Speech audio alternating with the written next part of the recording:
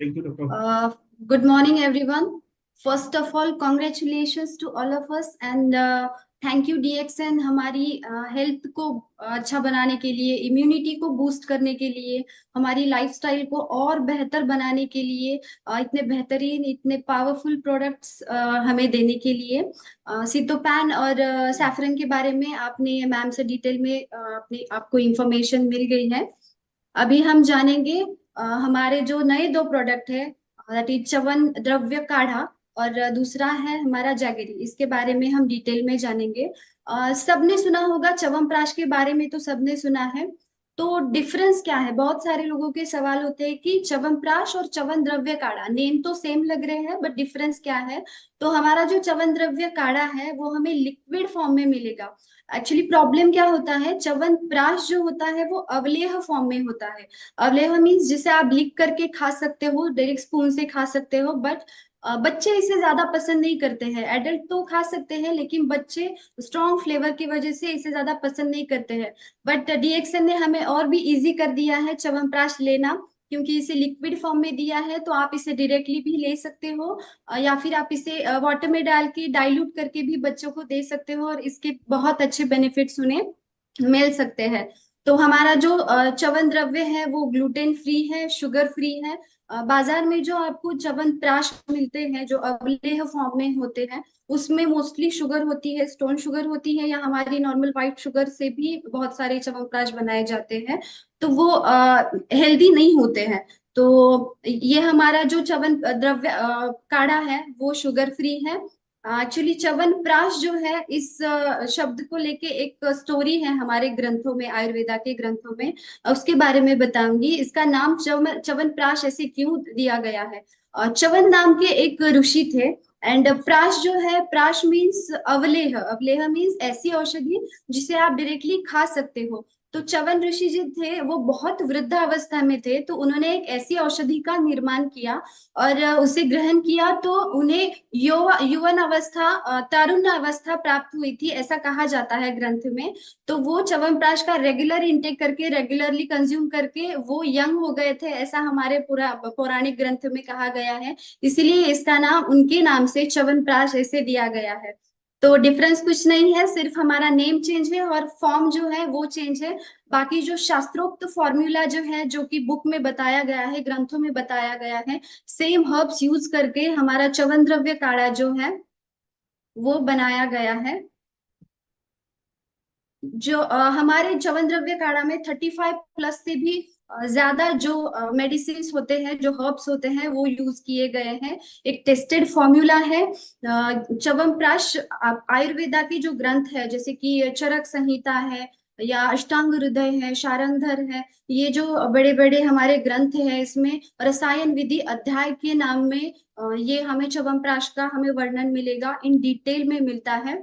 बहुत सारे लोगों के सवाल होते हैं कि च्यवनप्राश लेना तो है, बट टाइमिंग पता नहीं होता है, इसे सेवन कैसे करना है, इसकी मात्रा क्या होनी चाहिए, क्वांटिटी क्या होनी चाहिए।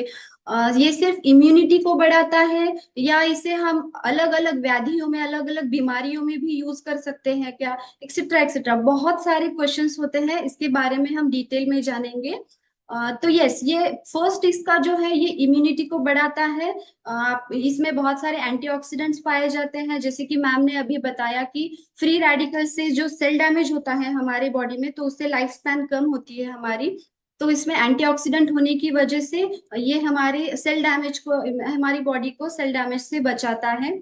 ट्रेडिशनल हर्ब्स, इसमें 35 प्लस से भी ज्यादा ट्रेडिशनल हर्ब्स यूज किए गए हैं।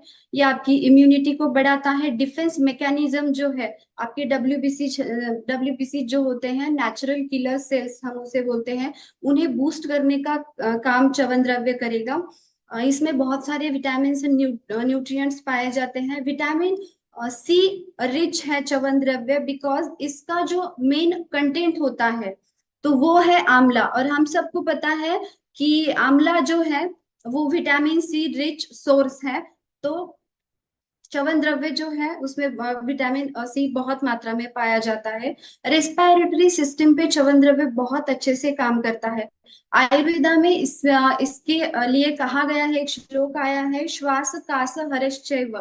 मीन्स श्वास मीन्स जो रेस्पिरेटरी अपर रेस्पिरेटरी डिसऑर्डर्स जो होते हैं, म्यूकस ज्यादा होना, सर्दी खांसी होना, या फिर अस्थमा के जो पेशेंट है, उन पेशेंट में भी च्यवनद्रव्य बहुत अच्छा काम करता है। अगर म्यूकस ज्यादा बनता है, कंजेशन ज्यादा बनता है, बलगम ज्यादा निकलता है, तो उसमें च्यवनप्राश अगर च्यवनद्रव्य अगर आप रेगुलरली लेते हो तो वो बहुत हेल्पफुल रहता है आपके लिए।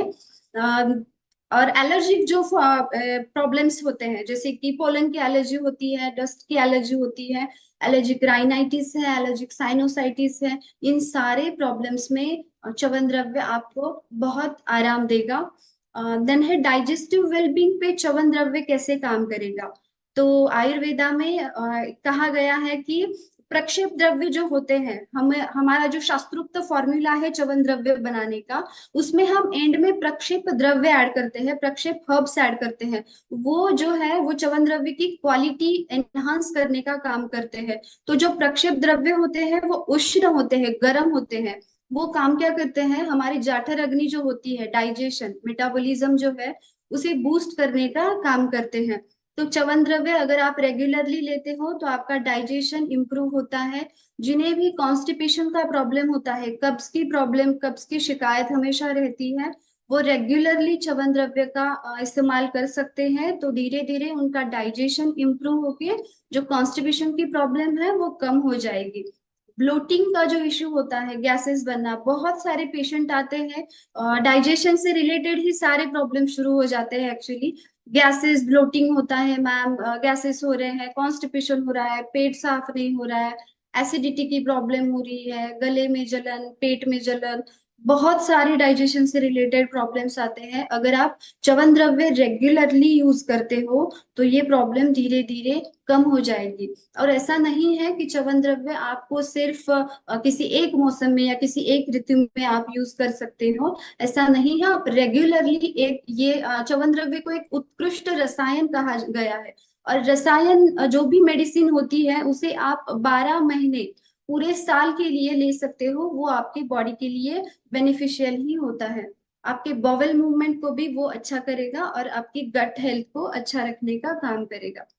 Then energy and vitality, yes, आपके इसमें अश्वगंधा है तो आपके एनर्जी को बूस्ट करने का काम करेगा।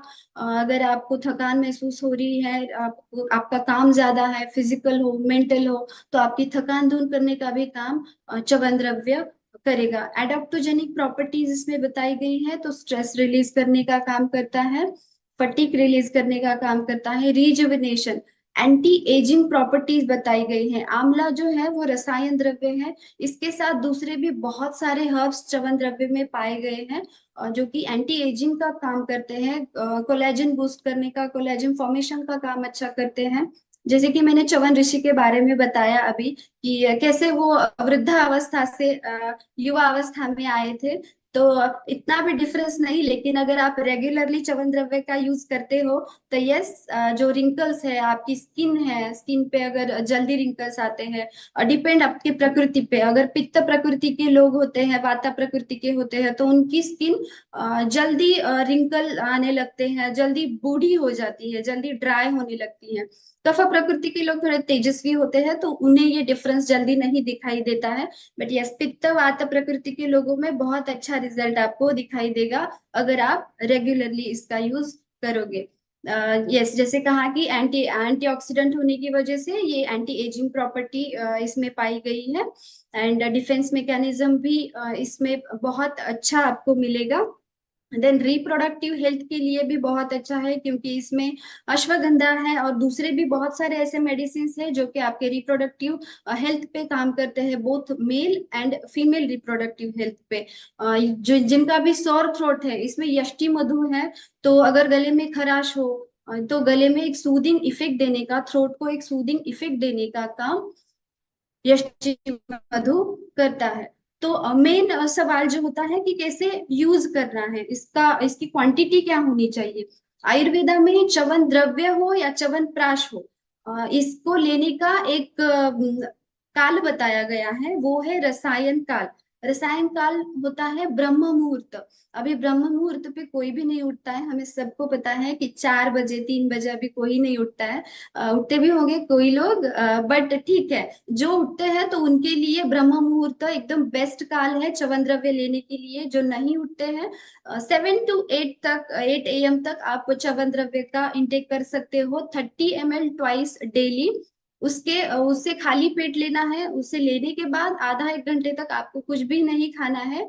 शाम के समय का जो टाइम होगा, जल्दी से खाना खा के शाम को सोने से पहले, रात को सोने से पहले आपको 30 ml एक तो पानी के साथ डाइल्यूट करके ले सकते हो, या आप डायरेक्टली भी ले सकते हो। क्योंकि हमारा जो च्यवन द्रव्य हो है वो शुगर फ्री है, तो इसमें शुगर नहीं है। तो आपको जो हर्ब्स है उसकी कड़वी या थोड़ी सी तीखी टेस्ट लग सकती है। ओके। तो आप मॉर्निंग में ब्रह्म मुहूर्त के टाइम पे, और नाइट में आप इवनिंग में खाना खाने के 1-2 घंटे बाद आप च्यवन द्रव्य को पानी के साथ या डायरेक्टली भी कंज्यूम कर सकते हो। वृद्धावस्था में च्यवनप्राश का, च्यवन द्रव्य का बहुत अच्छा इफेक्ट बताया है, क्योंकि वृद्धावस्था में टिश्यू का डीजेनरेशन शुरू हो जाता है। हमें पता है कि अर्थराइटिस की प्रॉब्लम बहुत शुरू हो जाती है। तो च्यवन द्रव्य जो है, इसमें वातशामक औषधि है, वातघ्न औषधि है, जो हमारी बॉडी में ड्राइनेस हो या जॉइंट पेन हो उसे कम करने में हेल्प करती है।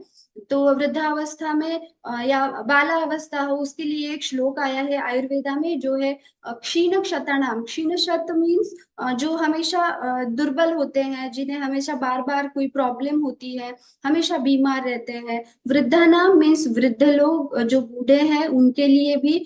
बालानाम मीन्स बच्चों के लिए भी।